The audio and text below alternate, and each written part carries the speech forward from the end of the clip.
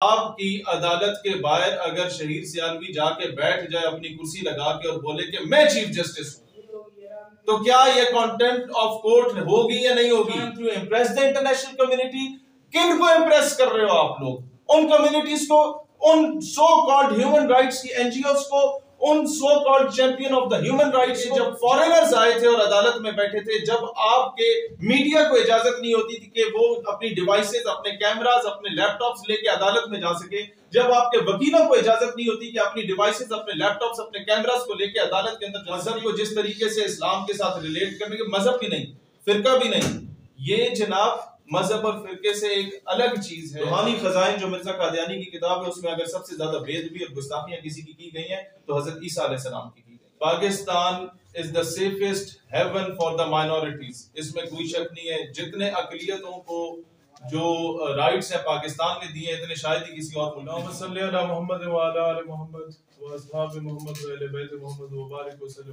में। मैं रिक्वेस्ट करूंगा मीडिया के तमाम साथियों से कि इसको मुकम्मल रिकॉर्ड कीजिएगा। मैं पहले इशू आपके सामने रखना चाहता हूँ, फिर उसका सोल्यूशन भी रखना चाहता हूँ, क्योंकि ये पूरी पाकिस्तानी कौम के लिए, पूरी उम्मत मुस्लिमा के लिए एक बहुत ही हसास मैटर है। जस्टिस काजी फायज ईसा साहब का जो डिसीजन आया, उस पर पूरी उम्मत मुस्लिमा एक इस हसास मामले पे तशवीश का इजहार कर रही है। और मैं ये बात बताना चाहता हूँ, जो बातें मीडिया के जरिए हम तक पहुंची, ये जुमले कहे गए या इस तरह के फैसले दिए गए जिसमें कहा गया कि हर शख्स को मजहबी आज़ादी हासिल है, कॉन्स्टिट्यूशन हर मजहब के और हर फिरके को अपने इदारे खोलने की इजाजत देता है। Pakistan is the safest haven for the minorities, इसमें कोई शक नहीं है। जितने अकलियतों को जो राइट्स है पाकिस्तान ने दिए, इतने शायद ही किसी और मुल्क ने दिए हों। लेकिन मामला ये है चीफ जस्टिस काजी फायज ईसा साहब कि आपकी अदालत के बाहर अगर शहीद सियालवी जाके बैठ जाए अपनी कुर्सी लगा के और बोले कि मैं चीफ जस्टिस हूं, तो क्या ये कंटेम्प्ट ऑफ कोर्ट होगी या नहीं होगी? क्या ये तौहीन अदालत होगी या नहीं होगी? क्योंकि I am trying to steal your identity. तो these Qadianis are trying to steal the identity of Muslim उम्मा। अपना एक 2 नंबर बंदे को ले आए और बोले कि जी ये नबी है, फिर अपने मजहब को जिस तरीके से इस्लाम के साथ रिलेट करने के, मजहब भी नहीं, फिरका भी नहीं, ये जनाब मजहब और फिरके से एक अलग चीज है। ये एक फितना है जो आपकी आइडियोलॉजी को, आपकी आइडेंटिटी को स्टील करने की कोशिश की जा रही है। तो जो आपको उम्मत मुस्लिमा को आइडेंटिटी क्राइसिस का शिकार करने की बात की जा रही है, और ये चीज मैं आज मीडिया के सामने कहता हूं कि निकालें आप सुप्रीम कोर्ट के कैमरास की दोबारा फुटेजेस चलाई जाए मीडिया पे और दिखाया जाए कि जब ये फैसले हुए थे और इस शख्स को बेल ग्रांट की गई थी, उससे पहले 3 मरतबा इसकी बेल को खारिज किया गया था। लेकिन जब फॉरेनर्स आए थे और अदालत में बैठे थे, जब आपके मीडिया को इजाजत नहीं होती थी कि वो अपनी डिवाइसेस, अपने कैमरास, अपने लैपटॉप्स लेके अदालत में जा सके, जब आपके वकीलों को इजाजत नहीं होती कि अपनी डिवाइसेस, अपने लैपटॉप्स, अपने कैमरास को लेके अदालत के अंदर जा सके, तो वो लोग जो यूरोपियन कंट्रीज से आए थे इस फैसले को सुनने के लिए, इस फैसले को ऑब्जर्व करने के लिए, वो अपने लैपटॉप्स लेके अदालत के कमरे में क्या कर रहे थे? उनकी डिवाइसेस ओपन थी सबके सामने। आज वो फुटेजेस निकालें और इस कौम के सामने सच और हकायक को रखें।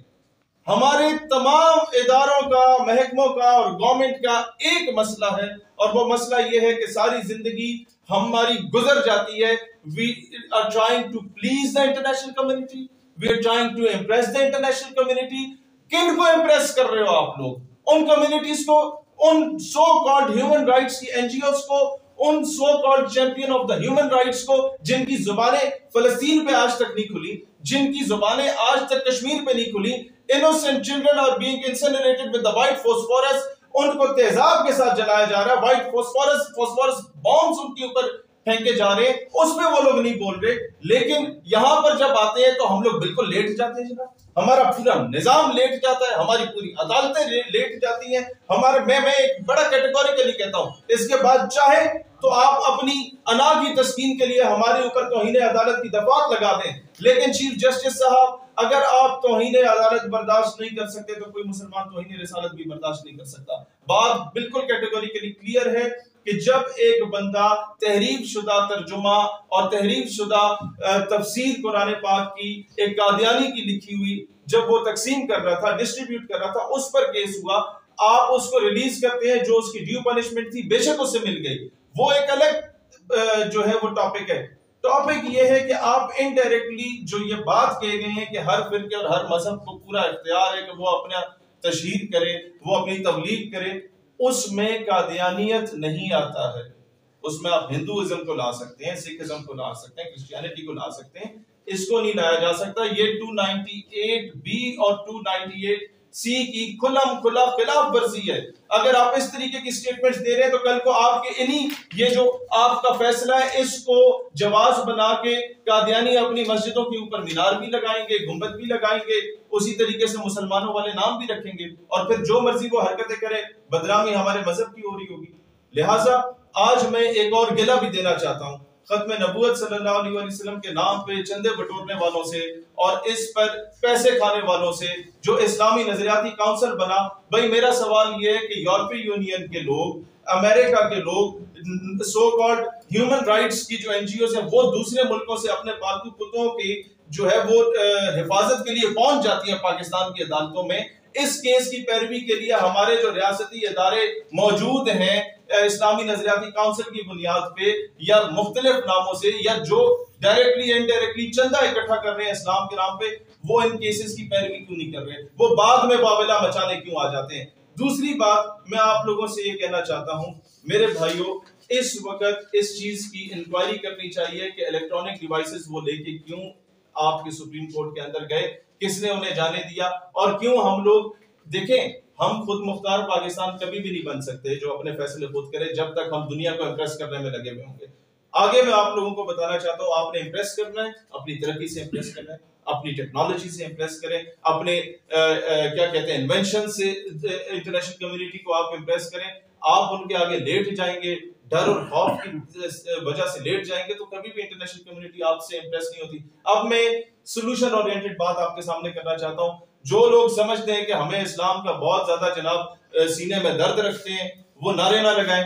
आप सब की पार्टियों की 1-2 सीटें असेंबली में मौजूद हैं, मैं उनसे कहता हूं करारदाद ले आओ, एक जड़े बनाओ और ये करारदाद लाओ। काश कि हमें एक सीट भी मिलती, हम लोग ये बात जरूर कर देते, लेकिन आप लोग सारे पहुंच चुके हैं। हर सियासी मजहबी जमात इस वक्त असेंबली में बैठी हुई है, 1 से लेकर 50, 60, 70 सीटों तक। वो ये करारदाद जाके ले आपके आधे मसाइल हल हो जाएंगे कि हर अकलियत के बंदे को पूरा राइट मिलना चाहिए कि वो सरकार के तमाम इदारों में, महकमों में, हर जगह पे नौकरी कर सकता है। लेकिन कोई भी कादियानी क्योंकि वो पाकिस्तान के कॉन्स्टिट्यूशन को नहीं मानता, तो the one who is not sincere with the constitution of Pakistan, he can never ever be sincere with the state of Pakistan. लिहाजा कोई भी कादियानी गजेटेड पोस्ट पे नहीं हो सकता, ना ही फोर्सेस में हो सकता है, ना ब्यूरोक्रेसी में हो सकता है, ना जुडिशरी में हो सकता है, ना पुलिस में हो सकता है और किसी भी जगह पे नहीं हो सकता।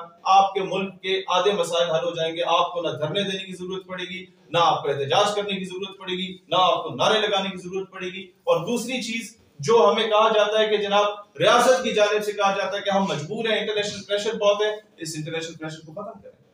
आपको मैं बता देता हूँ, रूहानी खजाइन जो मिर्जा कादियानी की किताब है उसमें अगर सबसे ज्यादा बेदबी और गुस्ताखियां किसी की गई हैं तो हजरत ईसा अलैहिस्सलाम की गई है।